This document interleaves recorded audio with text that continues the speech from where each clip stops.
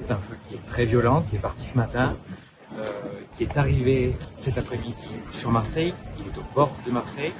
C'est un feu contre lequel des centaines et des centaines de marins-pompiers et de sapeurs-pompiers sont engagés.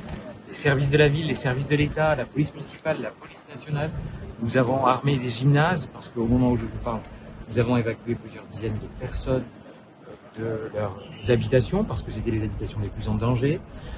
Nous avons, et je veux vraiment féliciter les pompiers, les marins-pompiers de Marseille qui ont sauvé plusieurs centaines de maisons au moment où je vous parle et qui sont en train de le faire.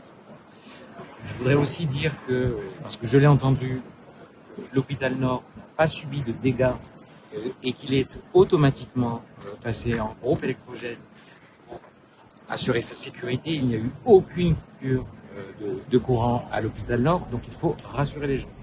On leur a simplement demandé, pour les habitants du 16e, de rester à la maison, de prendre soin d'eux, on ferme les volets, on reste à la maison et les choses vont se passer correctement, même si les conditions météorologiques sont très difficiles.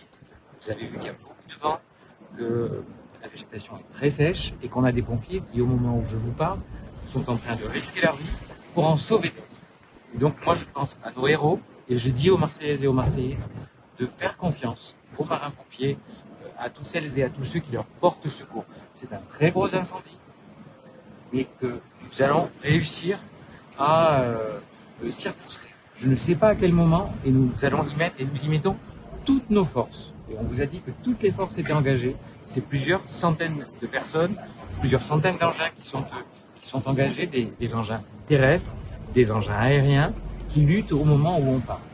Alors, le feu est pour l'instant dans le 16e arrondissement et on essaie de le maintenir là où il est